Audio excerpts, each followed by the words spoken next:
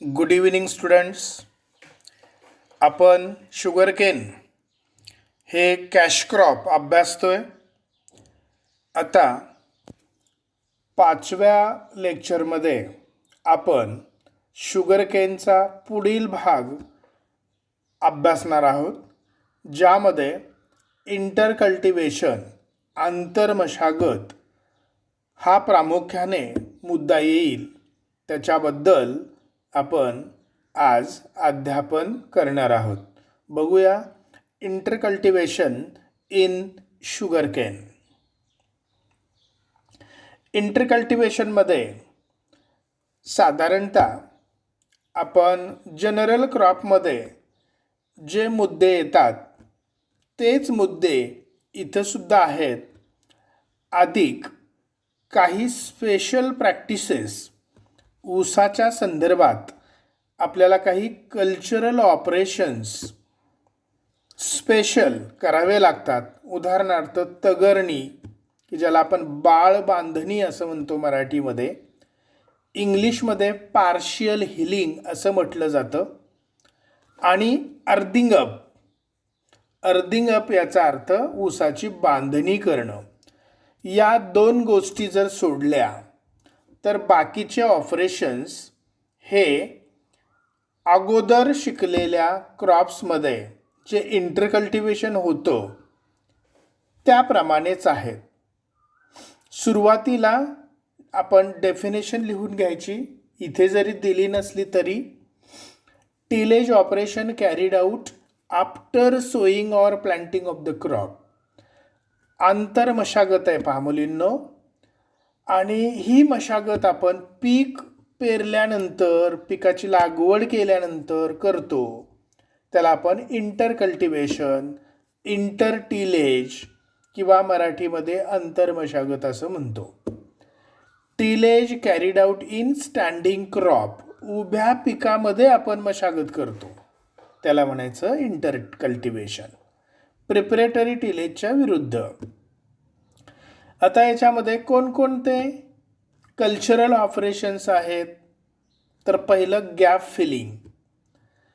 याचा शब्दशः अर्थ म्हणजे गाळलेल्या जागा भरा. आता गाळलेल्या जागा भरा म्हणजे काय ऊसाच्या बाबतीत? तर जिथं ऊस उगवला नाही अशा ठिकाणी पुन्हा ऊसाचं प्लांटिंग करा, त्याला म्हणायचं gap filling. It is done after complete emergence of the crop. पूर्ण पीक उगवल्यानंतर जिथं जिथं उगवलं नाही तिथले गॅप्स फिलअप करायचे. फिल द गॅप असं म्हटलेलं आहे. It is done about 6 to 8 weeks after planting. आणि हे जनरली 6 ते 8 आठवड्यांनी, म्हणजेच 2 महिन्याच्या नंतर किंवा दीड महिन्यानंतर आपल्याला हे गॅप फिलिंग करावं लागतं. दुसरं वीड कंट्रोल. हा कुठल्याही इंटरकल्टिवेशनचा आत्मा आहे पहा. 30% खर्च हा वीडवरती होतो, ते रिमूव्ह करण्यासाठी. 2 to 5 hand weeding should be given. Depends upon weed intensity. तुमच्या शेतामध्ये तण किती आलेलं आहे त्याच्यानुसार 2 ते 5 हँड विडिंग द्या, की ज्याला आपण खुरपणी म्हणतो. Use atrazine or alachlor herbicides. किंवा लेबरचा जर प्रॉब्लेम असेल तर हर्बिसाइड, तणनाशक वापरा. विडीसाईड वापरा. त्याची नावं दिलेली आहेत पहा. अट्राझाईन हे एकच नाव लक्षात ठेवा. ॲलॅक्लोरपेक्षा अट्राझाईन हे नाव तुमच्या लक्षात राहील. तिसरं आहे पहा होईंग, कोळपणी करणं. 2 to 3 hoeings are given to remove the weed.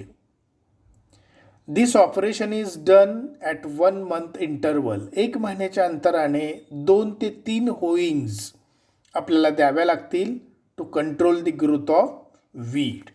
हे 3 झाले: गॅप फिलिंग, वीड कंट्रोल किंवा त्याला आपण हँड विडिंग म्हणूया, आणि होईंग. आता चौथं जे ऑपरेशन आहे त्याला आपण तगरणी किंवा बांधणी असं आपण म्हणतो. तुम्ही हा शब्द ऐकलेला असेल ऊसामध्ये, बांधणी करणं. तर ह्याला बाळ बांधणी म्हणतात, म्हणजे सुरुवातीची छोटीशी बांधणी. त्याला तगरणी असं नाव दिलेलं आहे. हे तगरणी ऑब्जेक्टिव्हला येतं, पेरिंगला. तगरणी हा शब्द शुगर केनशी रिलेटेड आहे, एवढं लक्षात ठेवा. तगरणी means partial hilling of soil, जमीन भुसभुशीत करणं. This operation is done when the crop is 3 to 4 months old. आणि हे जे ऑपरेशन किंवा क्रिया करणार आहे ते ज्या वेळेला 4 महिन्याचं क्रॉप होईल, प्लांटिंग केल्यानंतर 4 महिन्याने आपण करतो. It is done twice at an interval of 1 month. आणि हे एका महिन्याच्या अंतराने 2दा करायचं आहे. आता ह्याचा उद्देश काय आहे? फॉर लुजनिंग द सॉईल, जमीन भुसभुशीत करणं. Pruning of non functional roots, वरती आलेले जे टिल्ट रूट्स असतात ते काढून टाकणं, की जे नॉन फंक्शनल असतात. Suppress the growth of late tillers, ऊसाला उशिरा आलेले फुटवे काय कामाचे नसतात, तर ते काढून टाकणं. अशा 2-3 गोष्टींचा आपल्याला तगरणीच्या मार्फत बंदोबस्त करता येतो. आणि 5वं जे ऑपरेशन आहे त्याला अर्थिंग अप म्हणतात. आता ह्याला बांधणी आपण म्हणतो. म्हणजेच काय करायचं?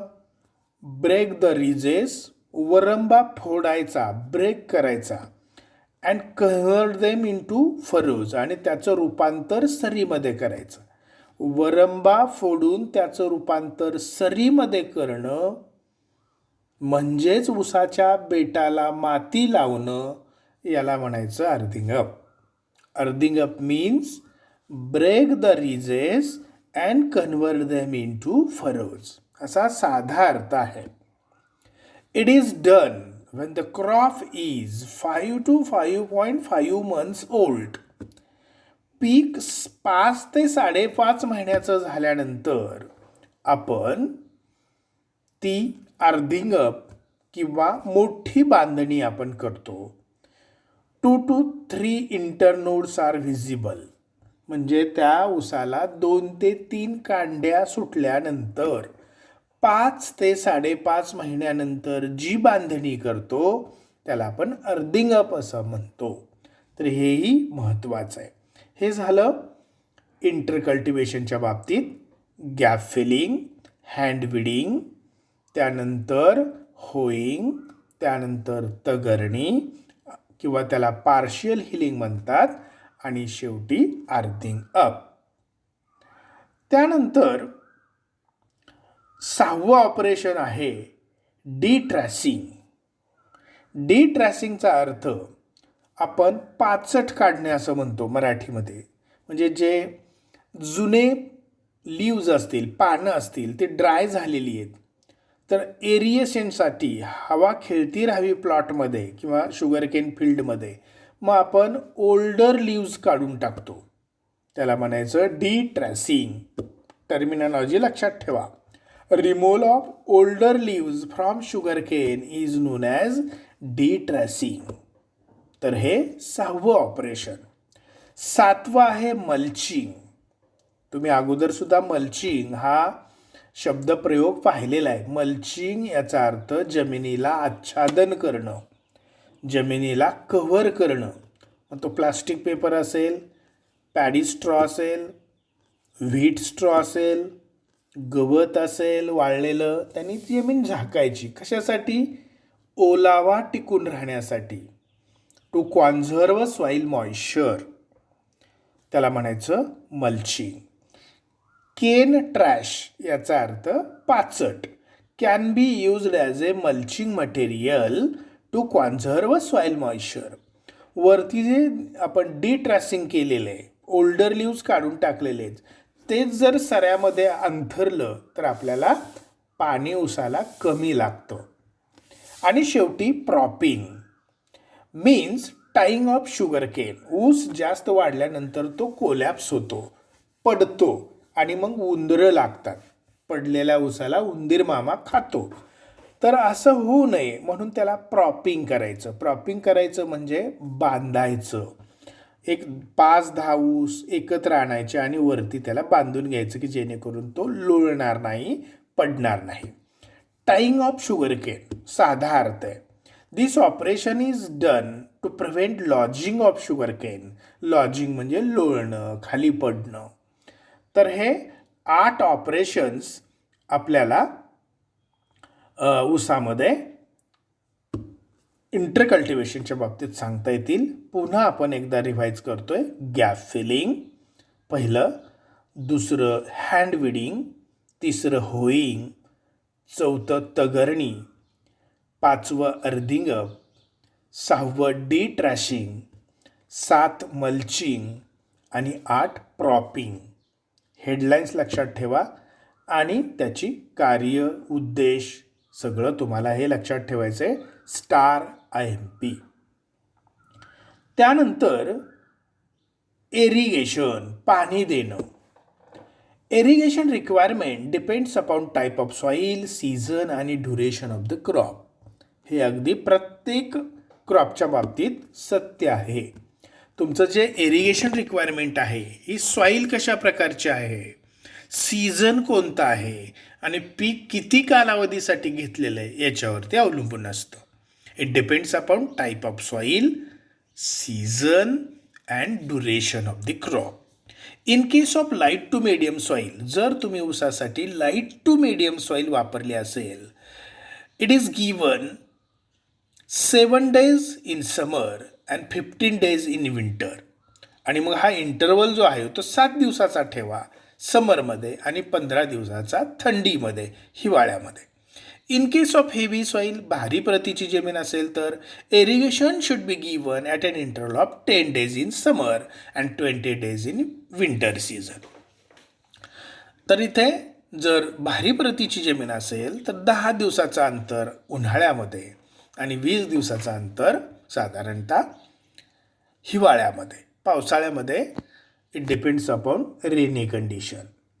Irrigation should be given at critical growth stages. इथं सुद्धा आपण दुसऱ्या पिकांमध्ये जसं म्हटलं की इरिगेशन कोणकोणत्या स्टेजेसला द्यायचं, की त्या स्टेजेसला क्रिटिकल ग्रोथ स्टेजेस आपण म्हणतो, की जेणेकरून तिथं पाणी दिलं तर आपल्या पिकाचं उत्पादन जास्त येतं. टिलरिंग, ऊसाला फुटवे येण्याची अवस्था. Grand growth stage, 2-3 internode form झाल्यानंतर. आणि अर्ली मॅच्युरिटी स्टेज, मॅच्युरिटीच्या थोडंसं अगोदर. या वेळेला जर आपण पाणी दिलं तर ऊसाचं उत्पादन व्यवस्थित येऊ शकतं. फार महत्त्वाचं नाही इरिगेशन, पण लक्षात ठेवा. त्याच्यानंतर क्रॉप रोटेशन म्हणजे पिकांची फेरपालट. ऊस घेतल्यानंतर कुठलं पीक घ्यावं किंवा कुठलं पीक घेतल्यानंतर ऊस घ्यावा. तर इथे 3 रोटेशन दिलेले आहेत. पॅडी, शुगर केन आणि नंतर खोडवा ऊसाचा. रटून असं म्हटलेलं आहे, त्याला म्हणायचं खोडवा. त्यानंतर दुसरं त्यांनी टाईप दिलेलं आहे कॉटन, नंतर शुगर केन, नंतर खोडवा ऊसाचा, नंतर व्हीट. तिसरं दिलेलं आहे पॅडी, नंतर ग्राउंडनट घ्या, नंतर ज्वार घ्या, नंतर शुगर केन घ्या. याला म्हणायचं rotation of the crop to maintain fertility of the soil. Intercropping, आता ऊसामध्ये काही आंतरपिकं सुद्धा शेतकरी घेतात टू गेट ॲडिशनल इन्कम. आपल्याला जर जास्तीचा पैसा मिळवायचा असेल तर आपण ऊसामध्ये ओनियन, कांदा लावतो, गार्लिक, लसूण लावतो, कोरिएंडर म्हणजे आपण कोथिंबीर लावतो, पोटॅटो, ग्राम, हरभरा लावतात. Are taken as a intercrop in sugar cane. तर क्रॉप रोटेशन आणि इंटरक्रॉपिंग फक्त एकदा वाचा, फारसं काही महत्त्वाचं नाही आहे. तर आज आपण शुगर केनशी related intercultivation, irrigation, crop rotation आणि इंटरक्रॉपिंग हे 4 मुद्दे आपण चर्चा केली. त्याविषयी ते तुम्हाला नक्कीच समजले असतील. समजले तर ठीक आहे, नाही समजलं तर तुम्ही गुगल मीटला विचारू शकता. तेव्हा आपण आता इथे थांबतोय. तुम्ही हा व्हिडिओ मन लावून ऐकला असं मला आत्ता तरी वाटतंय. त्याबद्दल धन्यवाद.